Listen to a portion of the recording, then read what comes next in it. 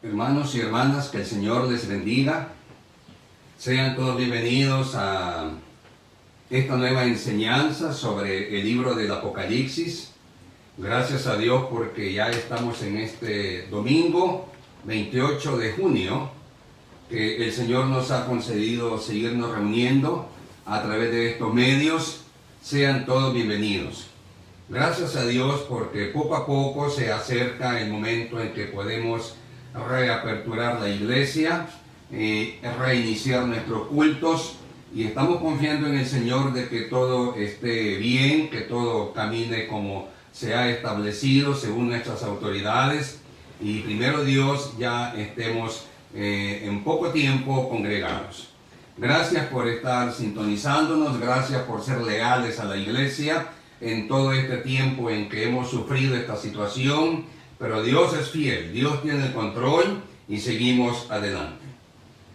De tal manera de que muchas gracias por sintonizarnos, hermanos de Iglesia Betel, hermanas, y todas aquellas familias que no necesariamente viviendo en Santa Ana o congregándose con nosotros siempre nos sintonizan. Muchas gracias, sean todos bienvenidos.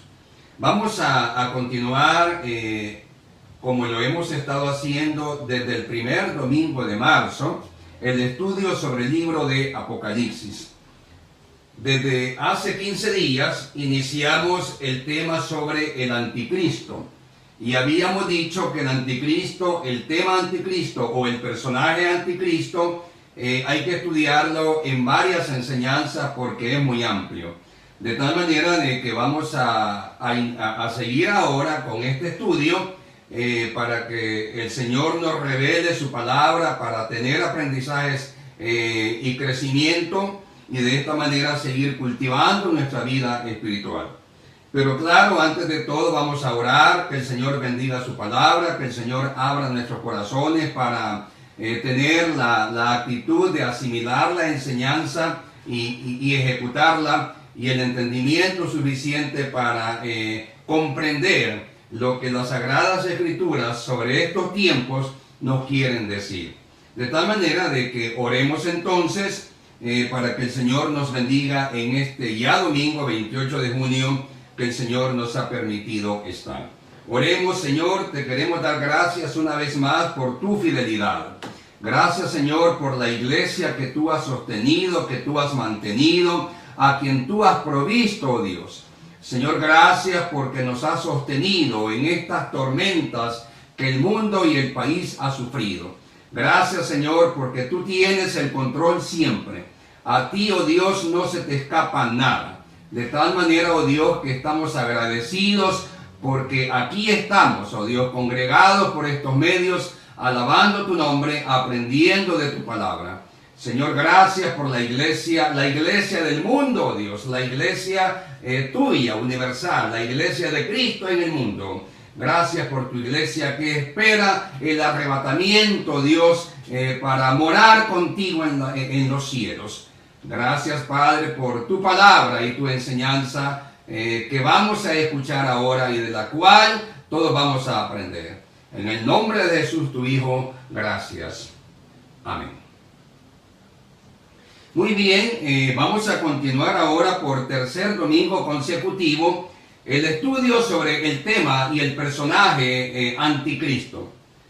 Hace 15 días, en el domingo hace 15 días, iniciamos el estudio aprendiendo sobre los diferentes anticristos que la primera carta de Juan nos dice en el capítulo 2 ya han surgido.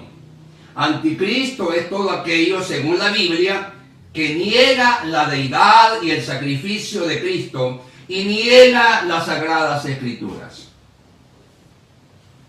Eso es anticristo. Anticristo es todo aquello que sustituye a Cristo, negando a Cristo, desplazando a Cristo, poniendo otras cosas que no son Cristo y sustituyendo las Escrituras. Habíamos hablado de todos los anticristos que han surgido: el catolicismo romano, los mormones, los testigos de Jehová, los adventistas, el ecumenismo, el ateísmo. Todas esas cosas que han sustituido, los gnósticos, que han sustituido la palabra de Dios, han sustituido a Cristo y ponen otros personajes. Usted lo puede revisar en las enseñanzas que han quedado ahí en las redes sociales para recordar o para seguir estudiando. Hace 8 días estudiábamos las leyes que preparan el camino para el anticristo, aquellas leyes anticristianas y antibíblicas. Por ejemplo, la validación del matrimonio homosexual. Por ejemplo, apartar la Biblia, la lectura de la Biblia de las escuelas. Y hemos leído y hemos aprendido que a medida el hombre aparta a Dios de su vida, en esa medida se corrompe. Hemos aprendido que en muchos países están legalizando la eutanasia. Se corrompió la economía, unos con grandes capitales que a veces ni saben utilizar y que desperdician, y la gran mayoría del mundo cuando tiene empleo ganando salarios de sobrevivencia. Hemos dicho que han trastornado la justicia, la economía, las leyes, la educación, la familia. Eso lo estudiamos el domingo anterior, cómo todas estas leyes que poco a poco se han ido estableciendo en el mundo trastornan los principios bíblicos, el principio de la familia, el principio de la justicia, el principio de la economía, el principio de la educación, etc. De tal manera que hace 15 días estudiamos los anticristos que apartan al hombre de Cristo y de la palabra y ponen otra cosa. Eso lo estudiamos hace 15 días. Hace 8 días estudiamos todas las leyes anticristianas, antibíblicas que preparan el camino para la venida del anticristo. Así como Juan Bautista preparó el camino para Cristo, así estas leyes preparan la venida y el camino para que aparezca el anticristo. Ahora vamos a estudiar al personaje anticristo en sí. Ahora vamos a estudiar al personaje anticristo en sí. El hombre en sí, el personaje en sí, el individuo en sí. Y vamos a ir a la luz de las Escrituras a estudiar algunas posibles cualidades que el anticristo tenga. Algunas posibles cualidades que como persona, como individuo, como hombre, el anticristo tenga. Y es interesante estudiarlo. Ya estudiamos los anticristos, las falsas fe que desvían al hombre de Cristo. Después estudiamos las leyes anticristianas y antibíblicas que poco a poco se han ido estableciendo en el mundo para preparar el camino al anticristo.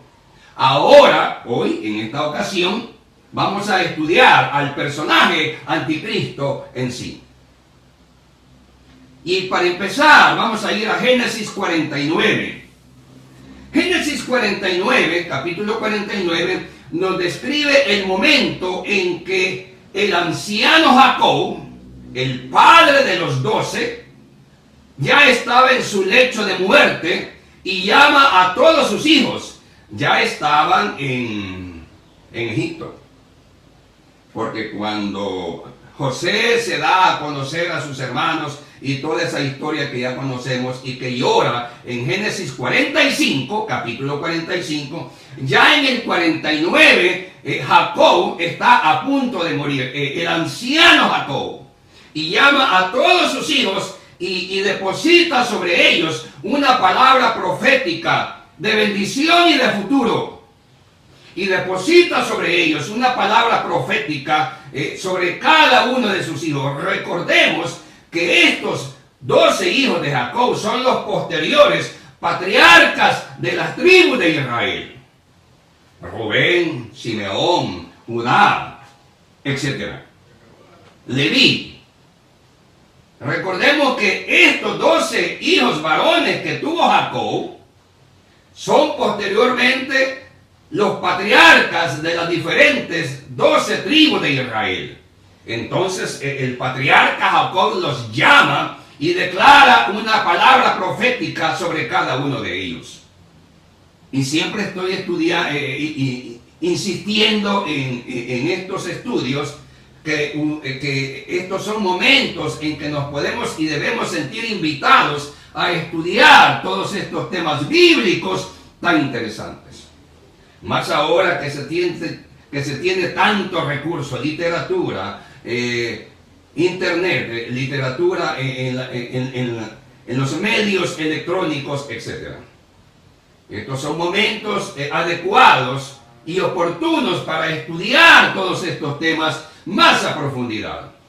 Y ya en Génesis 49, el capítulo 49, Jacob llama a sus 12 hijos y les declara una palabra profética. Y ahí, ya en el capítulo 49, empezamos a ver todo lo que se le declara a cada hijo. Y en el versículo 10, habla a Judá. Y en el versículo 10 habla a Judá. Y dice sobre Judá, empezando del versículo 8. Empezando del versículo 8. Génesis 49, 8. Dice, Judá, te alabarán tus hermanos, tu mano en la cerviz de tus enemigos. Los hijos de tu padre se inclinarán a ti. Cachorro de león, Judá, de la presa subiste, hijo mío. Se encorvó, se echó como el león, así como el león viejo. ¿Quién lo despertará? Y aquí va una palabra profética sobre Judá. Judá era el cuarto.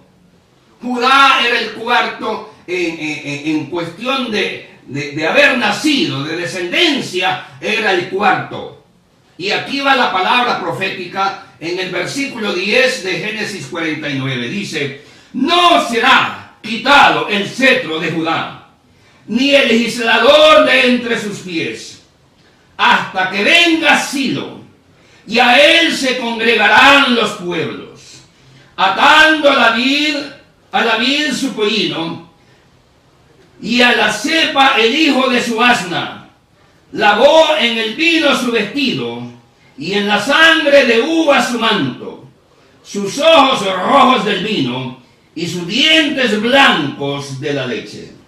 Dice, no será quitado el cetro de Judá, ni el legislador de entre sus pies, hasta que venga Silo, y a él se congregarán los pueblos. ¿Qué le quiere decir a Judá? Porque le dice, no será quitado el cetro a Judá. Sucede, dice, hasta que venga Silo y a él se congreguen los pueblos. Hasta que venga el Mesías, no será quitado el cetro a Judá. Hasta que venga ni la vara del legislador entre sus pies.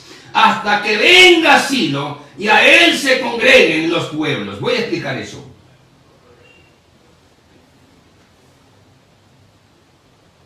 Dice, no será quitado el cetro de Judá, ni el legislador de entre sus pies hasta que venga Silo. Esto se lo dice a Judá. Jacob, el anciano, ya en su lecho de muerte, porque después, usted sigue leyendo, Jacob muere. Dice, no será quitado el cetro. Todo gobernante tenía un cetro. Voy a ocupar este lapicero, pero hagamos de caso que es un cetro. Una vara de autoridad, también se llamaba vara de autoridad, o cetro. Dice, no será quitada la vara, el cetro de autoridad de Judá, ni el legislador de entre sus pies. Sucede de que en los juicios, el gobernante, o el que tenía la máxima autoridad, a este se le llamaba juez en aquellos tiempos, porque no había reyes, no habían presidentes, habían jueces. Entonces al juez se le daba un cetro o una vara de autoridad. Y cuando se sentaba en el juicio, se ponía la vara de autoridad, que por supuesto era más grande que este lapicero, era una representación de autoridad. Cuando se sentaba en los juicios sobre algún problema, en la silla principal, el juez se ponía el cetro en medio de sus pies, él sentado, en medio de sus pies. Por eso dice, ni el legislador no será quitado de entre sus pies. Porque el juez, haciendo un juicio sobre algún problema que había sucedido, se ponía la vara de autoridad entre sus pies, sentado él. Y eso significaba que él era la autoridad. Por eso dice, no será quitado el cetro de Judá, ni la vara de autoridad, ni el legislador de entre sus pies, hasta que venga el Mesías, hasta que venga Silo, hasta que venga el enviado. Todo eso significa Silo, el Mesías, el enviado, el que será enviado, hasta que venga Silo, y a él se congregarán los pueblos. Aquí está declarando que el Mesías vendrá de la tribu de Judá. Por eso es que más adelante, y lo vamos a estudiar, dice el león de la tribu de Judá. Y Apocalipsis 5 también dice, ya fue encontrado alguien digno, el cordero que fue inmolado, el león de la tribu de Judá.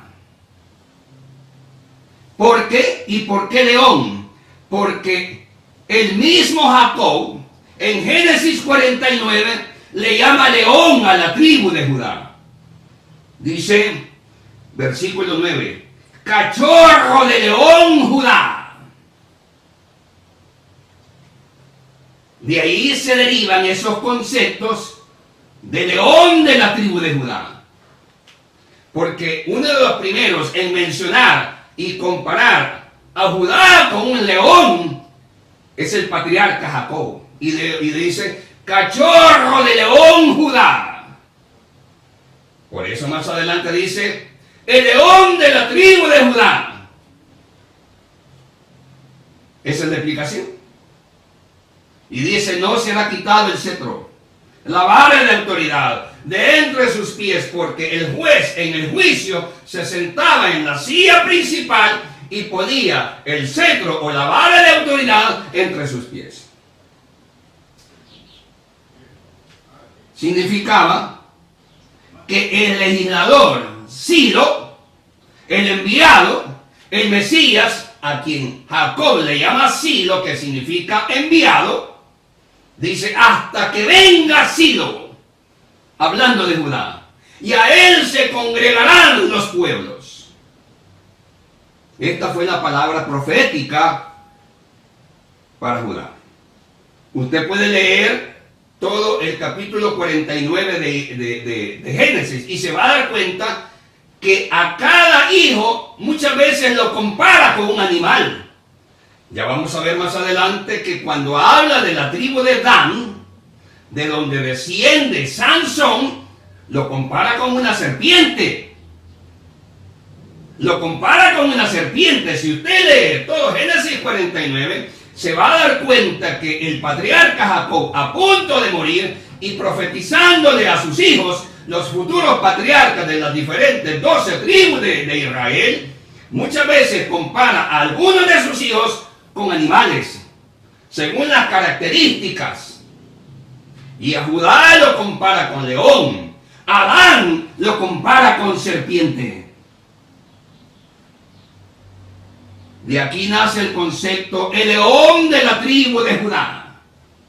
Y de aquí nace la palabra profética, que Silo, el Mesías, el enviado, Cristo, descendería o vendría de la tribu de Judá.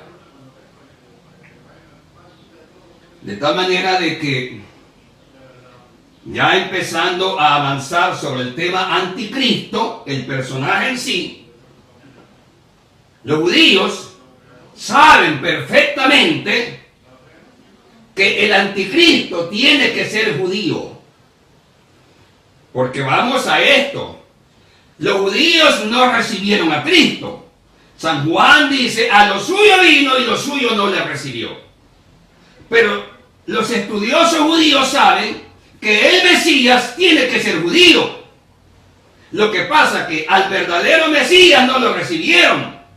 Y eso ya lo hemos estudiado en episodios anteriores.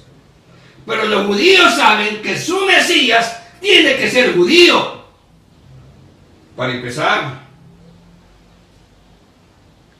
muchos han hecho suposiciones de quién será el anticristo.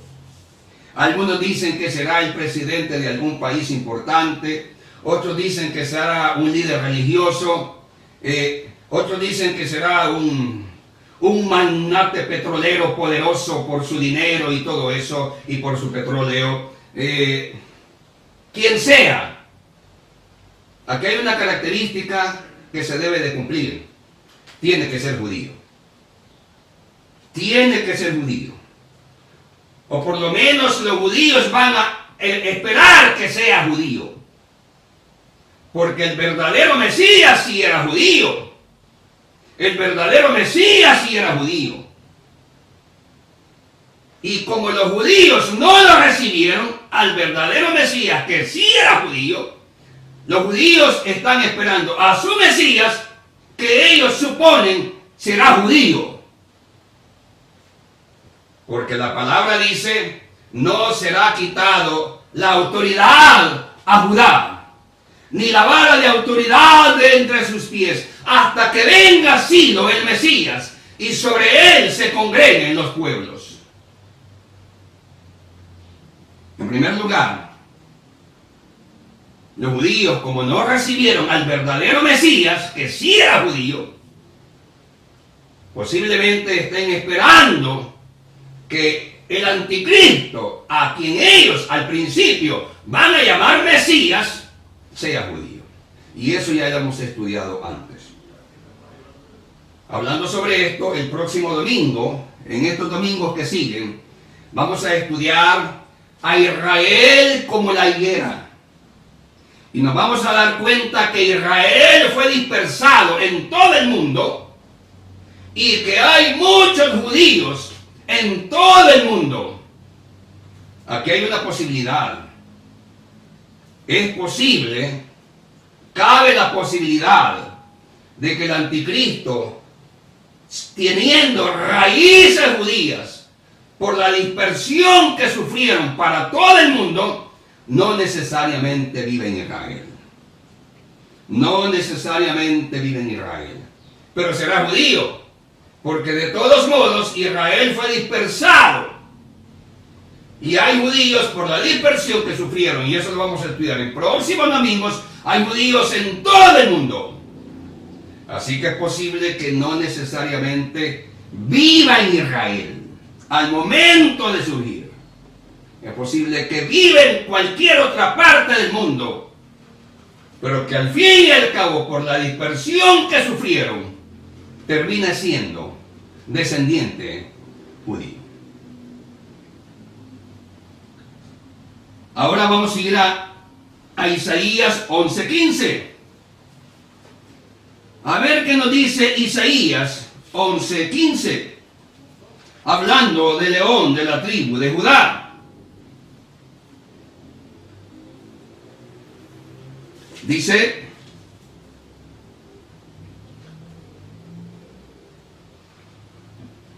Isaías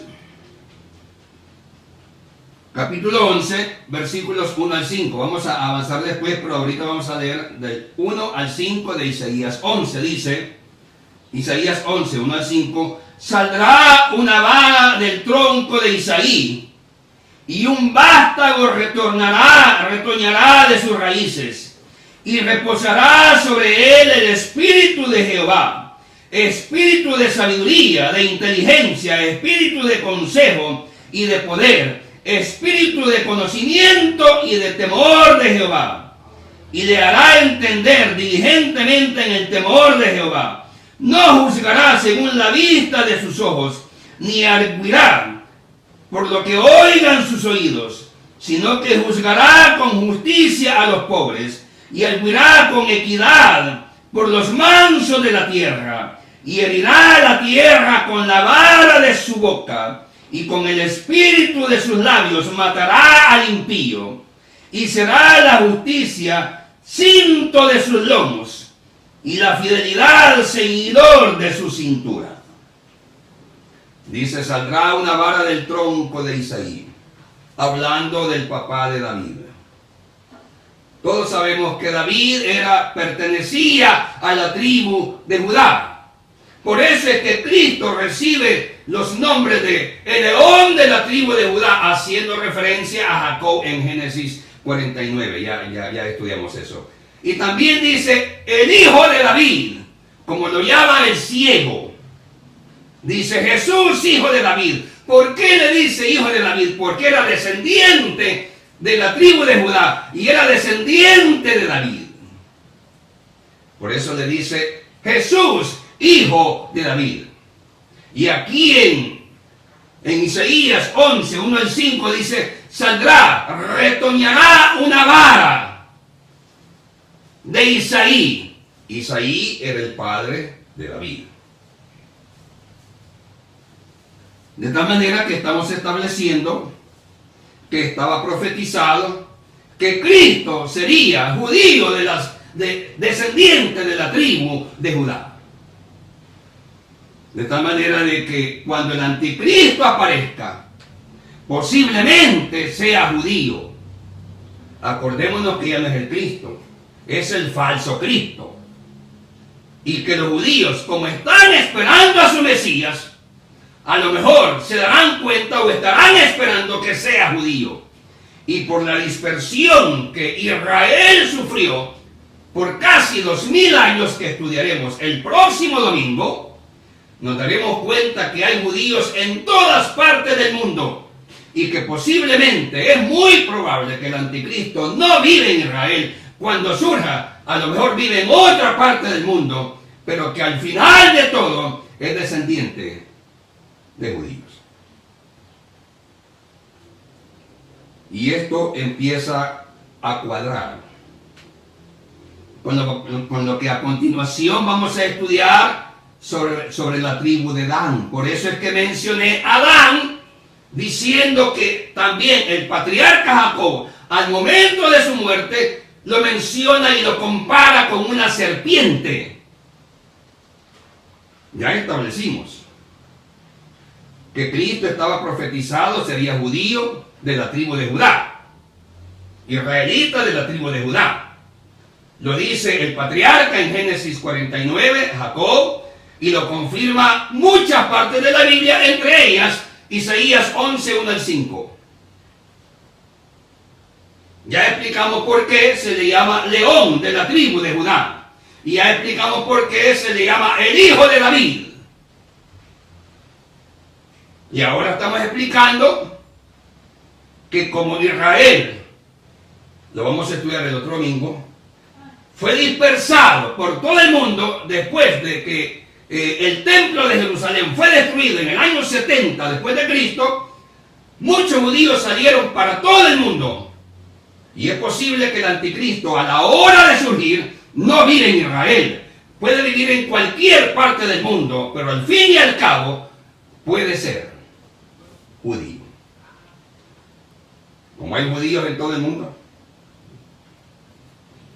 Y esto concuerda.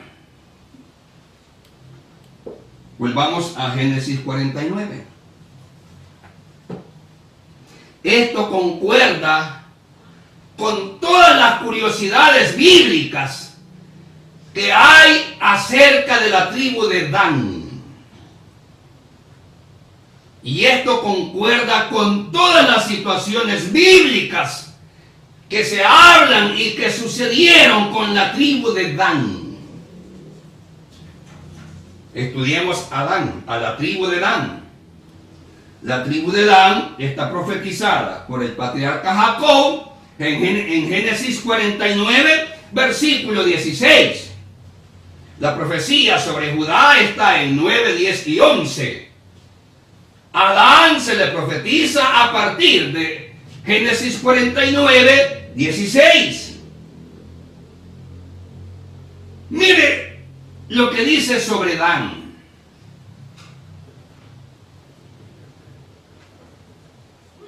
Dice, Dan juzgará a su pueblo como una de las tribus de Israel. Voy a explicar esto y después lo vamos a leer. Dice Génesis 49, 16. Dan juzgará a su pueblo como una de las tribus de Israel. Sucede, de que vamos a leer más adelante, Jueces 13, que Sansón era descendiente de la tribu de Dan. Por eso dice, Dan juzgará, porque Sansón se convirtió en juez de Israel. Y a propósito, en las cosas buenas que hizo, muy exitoso. Y a propósito, en la liberación que Sansón hizo a favor de Israel, en contra de los filisteos, muy exitoso. Muy exitoso. Bendito Dios por los éxitos de Sansón. Dice, Dan juzgará a su pueblo como una de las tribus de Israel. Génesis 49, 16. Diciendo, habrá un juez exitoso, descendiente de la tribu de Dan. Esto, Génesis 49, 16, se refiere a Sansón, que luego le encontramos, ya lo vamos a leer en Jueces 13. Cuando Manoa, el papá y todo eso, ya lo vamos a leer. Pero sigamos leyendo lo que dice en el 17. Dice, será Dan serpiente junto al camino, víbora junto a la senda. Mire qué cosas. A Judá lo compara con león. A Dan lo compara con serpiente, con víbora. Por eso dijimos antes que toma analogías y comparaciones de animales para profetizar sobre sus hijos, según las características de cada hijo. Dice Dan en el 16, Dan juzgará a su pueblo como una de las tribus de Israel, hablando en profético sobre Sansón, que se convierte en juez de Israel y en las cosas buenas que hizo, muy exitoso. Pero también dice ya en el 17, será Dan serpiente junto al camino, víbora junto a la senda, que muerde los talones del caballo y hace caer hacia atrás al jinete. Víbora en el camino, que muerde al caballo y hace caer al jinete hacia atrás. Compara a Dan con una serpiente. Entonces aquí hay dos cosas sobre Dan. Dice que juzgará como una de las 12 tribus, pero que también es víbora o serpiente y que muerde en el camino. Vamos a lo primero. Vamos a Jueces 13. Nos vamos a dar cuenta que la palabra profética del moribundo patriarca Jacob, cuando dice que Dan juzgará a su pueblo, se cumple en Jueces 13. Dice Jueces 13, 1, los hijos de Israel volvieron a hacer lo malo ante los ojos de Jehová, y Jehová los entregó en manos de los filisteos por 40 años. Y Jehová los entregó en manos de los filisteos por 40 años.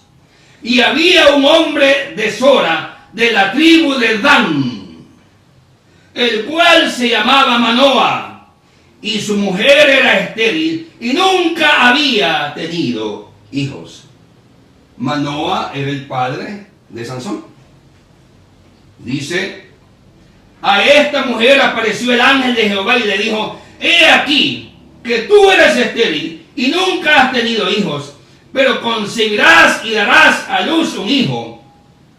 Ahora pues, y le da una serie de indicaciones, no bebas esto, no bebas aquello, etc. Y si usted sigue leyendo Jueces 13, se va a dar cuenta que ese niño prometido a Manoa y a su esposa, que era estéril, se termina llamando Sansón, con toda la historia de Sansón que ya conocemos. Si usted sigue leyendo, se va a dar cuenta que en Jueces 13, a partir del 1, se le promete un hijo a la mujer estéril de Manoa, que luego, si usted sigue leyendo, se va a dar cuenta que ese niño nacido se llama Sansón, con todas las características, virtudes y defectos que conocemos de Sansón.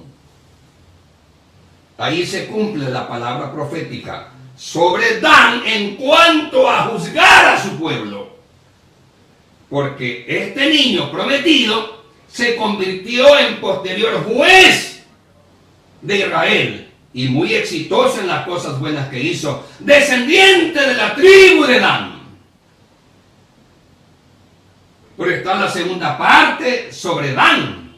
¿Por qué dice que es serpiente y víbora? ¿Por qué dice que es serpiente y víbora? Es por una característica.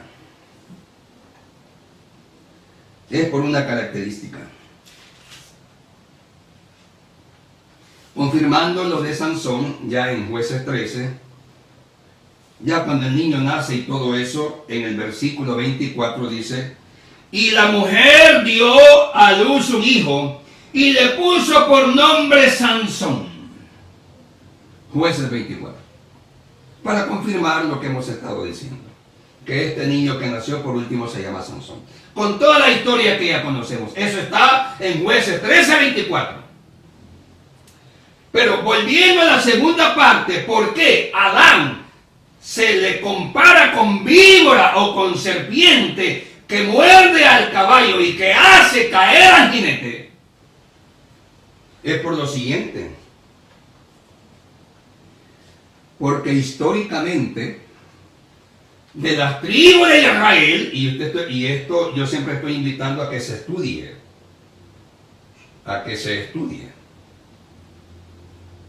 de las tribus de Israel,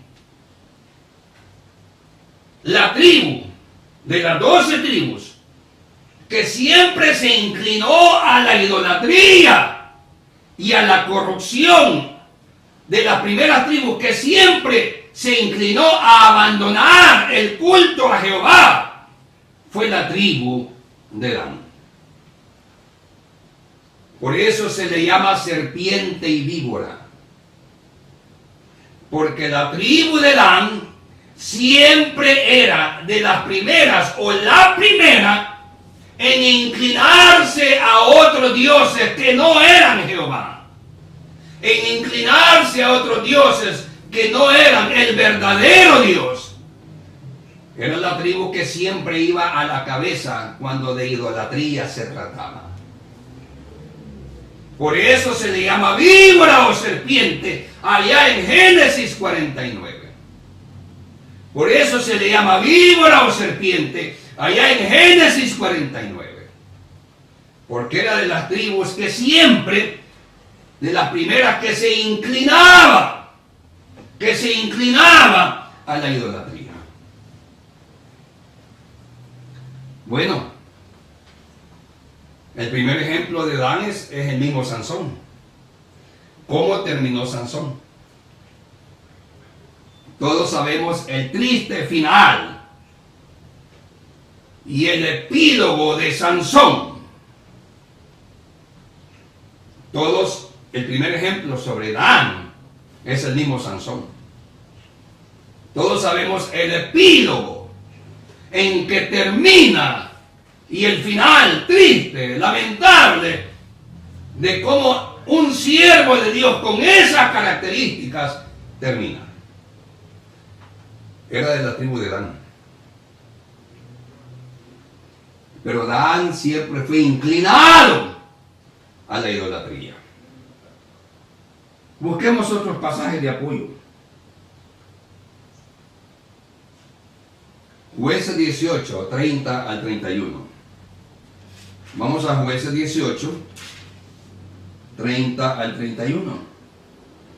Dice, Jueces 18, para confirmar que Dan era muy inclinado a la idolatría, a corromper el culto a Jehová, y que por eso se le llama serpiente o víbora. Miren lo que dice Génesis 18, 30 en adelante. Y los hijos de Dan levantaron para sí la imagen de talla, hablando de idolatría. Y Jonathan, hijo de Gerson, hijo de Moisés, y él y sus hijos fueron sacerdotes en la tribu de Dan hasta el día del cautiverio de la tierra. Así tuvieron levantada entre ellos la imagen de talla de Micaía, que Micaía había hecho todo el tiempo que la casa de Dios estuvo en Silo. La tribu de Dan era promotora de la idolatría. Si una característica lamentable tenía Dan, y por eso se le compara con víbora o serpiente que hace caer al jinete y muerde al caballo, o sea, que impulsa a la caída, eso significa la mordida de la serpiente que impulsa a que todo fracase, a que el jinete caiga, es Dan. Y a través de la historia aprendemos que Dan siempre se inclinó a la idolatría. Y aquí hay un ejemplo, hay varios. No los voy a mencionar por cuestiones de tiempo, pero se pueden estudiar. Se puede estudiar a la tribu de Dan y nos vamos a dar cuenta que siempre fue la tribu que inclinó a Israel a la idolatría. Uno de los principales ejemplos es Sansón, el mismo Sansón, descendiente de la tribu de Dan. Y aquí dice que levantaron una estatua y nunca la quitaron hasta que llegó el cautiverio. Los hijos de Dan levantaron una estatua y nunca la quitaron hasta que llegó el cautiverio. Por eso se le compara con víbora, porque hace fracasar el plan de Dios, hace caer al jinete.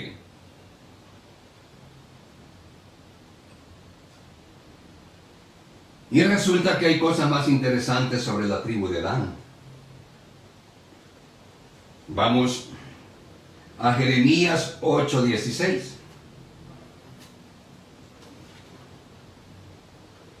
Vamos a Jeremías 8:16.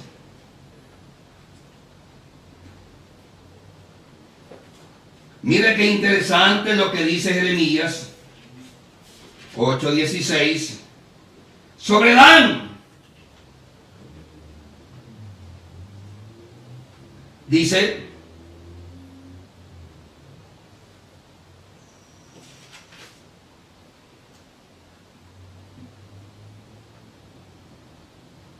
desde Dan se oyó el bufido de sus caballos, al sonido de los relinchos de sus corceles, tembló toda la tierra. Y vinieron y devoraron la tierra y su abundancia, a la ciudad y a los moradores de ella.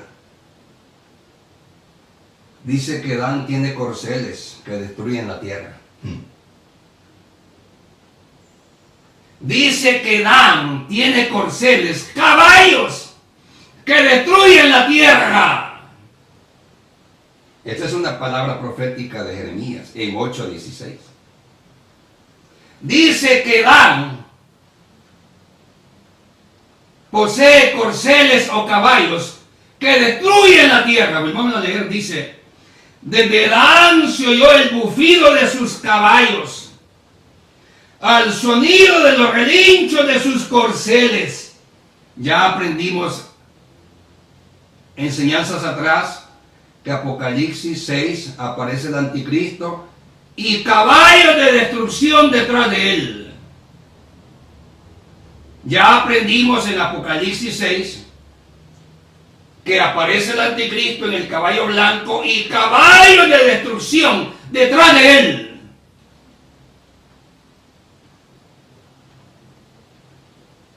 Pastor, ¿está insinuando que el anticristo puede ser descendiente de la tribu de Dan?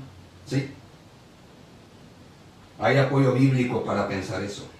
Y hay más cualidades que las vamos a estudiar. Al fin y al cabo judío, pero no de la tribu de Judá. sino de la tribu que siempre se inclinó por la idolatría. Sino de la tribu que siempre se inclinó por la idolatría. Dan. Al fin y al cabo judío. Voy a decir algo, para que los israelitas reciban a su anticristo, tienen que convencerse que es judío. Para que los judíos reciban al anticristo como su Mesías y después se den cuenta que fueron engañados, tiene que ser judío.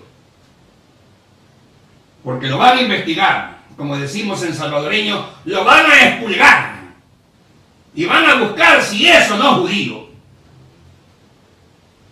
Miren lo que dice de la tribu de Dan. Jeremías 8:16. Desde Dan se oyó el bufido de sus caballos, al sonido de los relinchos de sus corceles tembló la tierra, y vinieron y devoraron la tierra y su abundancia, a la ciudad y a los moradores de ella. Ocupa casi el lenguaje del Apocalipsis. Estas son una de las características del anticristo. Al fin y al cabo, judío. Veamos otras características importantes. Daniel 11:36.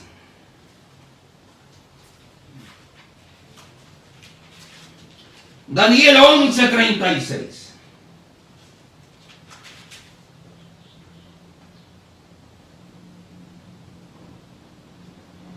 Daniel hablando ya proféticamente sobre estos tiempos, y en este tiempo, en este espacio de la Escritura, hablando sobre el anticristo. Fíjese que escribe rey con R minúscula. Eso significa que se refiere a un hombre. Y en este espacio de la Escritura, hablando sobre el anticristo. Y dice, otra cualidad del anticristo, otra posible cualidad del anticristo. Daniel 11:36.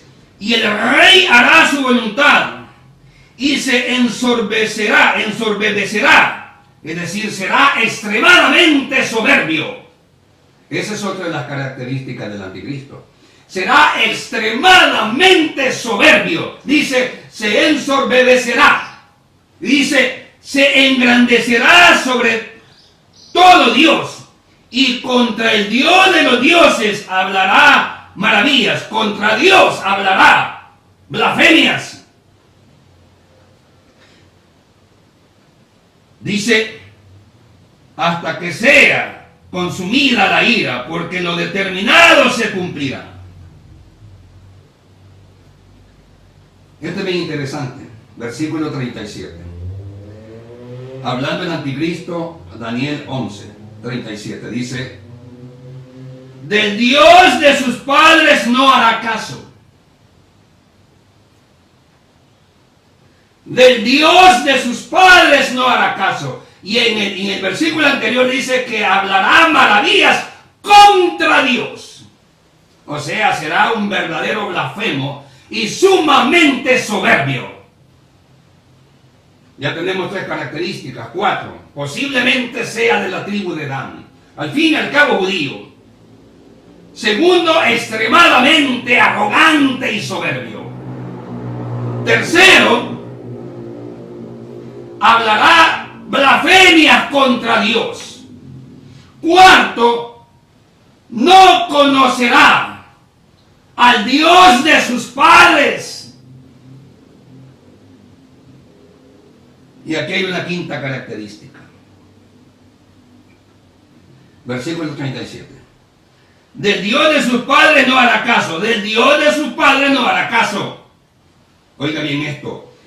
Ni del amor de las mujeres.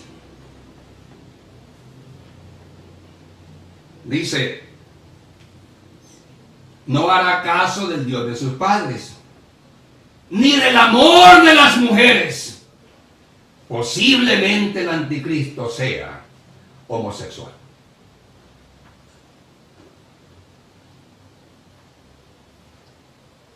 De la tribu de Dan, la tribu que siempre inclinó a Israel a la idolatría. extremadamente soberbio y arrogante. Hablará blasfemias contra Dios. No hará caso del amor de sus padres, del Dios de sus padres. No hará caso del Dios de sus padres. Y no hará caso del amor de las mujeres. Posiblemente sea homosexual. Repitámoslo. Es la palabra. Posiblemente descendiente de la tribu de Dan. La tribu que siempre inclinó a Israel a la idolatría. Excesivamente soberbio. Blasfemo contra Dios. No conocerá al Dios de sus padres. Y no hará caso del amor de las mujeres.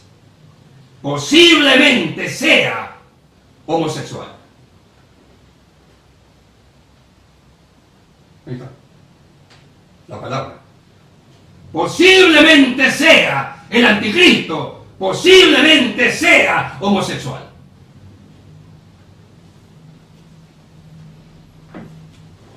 Hay un último detalle con la tribu de Dan.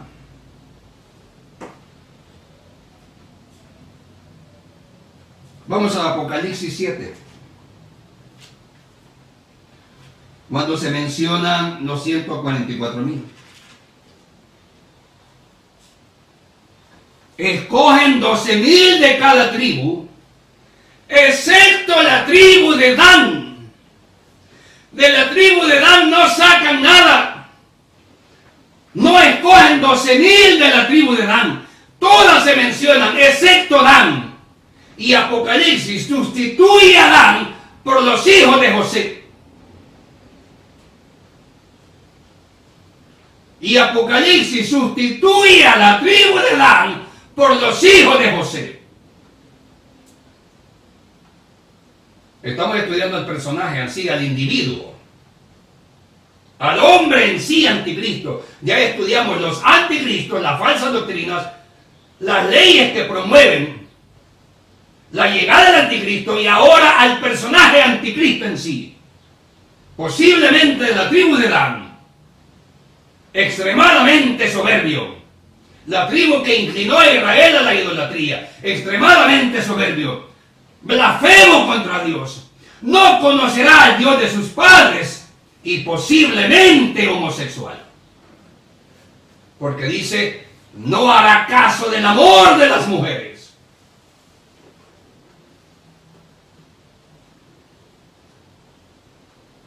En Apocalipsis 7, no lo voy a leer, le voy a dar la referencia para que usted lo lea.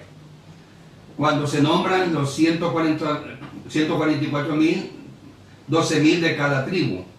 Le voy a dar la cita para que usted lo revise, no lo voy a leer. Pero dice Apocalipsis 7, del 3 al 8. Ahí está cuando se escogen los 144,000, 12,000 de cada tribu. No está Dan. Léalo, estúdielo. No está Dan. No está. Y es sustituido por José y sus hijos. Pero Dan no está. El anticristo va a tener las siguientes características. Será judío. Para que los judíos lo reciban, tiene que ser judío. Porque los judíos saben que tiene que ser judío. El Mesías que rechazaron, el verdadero Mesías, ahora están esperando que también va a ser judío.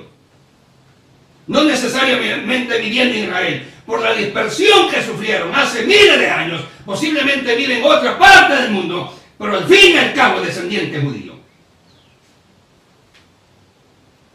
Soberbio como él solo, arrogante, blasfemo contra Dios. No conocerá, ni le interesará conocer al Dios de sus padres. Y homosexual. Dice la palabra, del amor de las mujeres no le interesará, no le interesará el amor de las mujeres.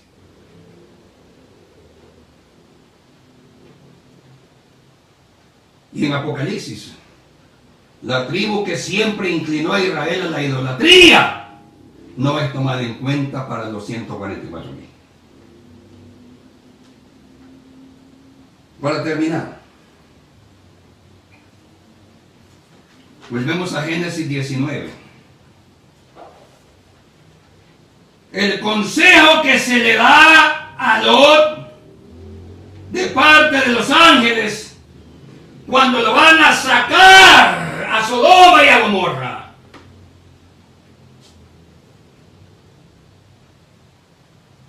Génesis 19, 17. Y cuando los hubieron llevado fuera, les dijeron: escapa por tu vida, no mires tras ti, ni pares en toda esta llanura, escapa al monte, no sea que perezcas. Iglesia, escapa hacia Cristo, no sea que perezcas, no mires atrás, le dijeron a Lot y a su familia. Escapa por tu vida, no mires atrás, no sea que perezcas, y vete al monte, a la altura. Escapa, iglesia, por tu vida, no mires atrás, sigue con Cristo, refúgiate en Cristo, la verdadera esperanza. Cristo, el único Rey de Reyes y Señor de Señores. Familia, escapa hacia Cristo y no mires atrás. Padre, te damos gracias. Gracias, Señor, por tu palabra y por tu consejo. Por la bendición, oh Dios, de estar reunidos en estos medios y aprender cada día de tu palabra. Gracias, Señor, por el consejo que nos has dado. Bendice las familias y la iglesia que teme tu nombre en el mundo. Gracias. Amén. Un abrazo a todos. Que el Señor les bendiga. Primero Dios, ya luego estaremos reunidos. El Señor les bendiga.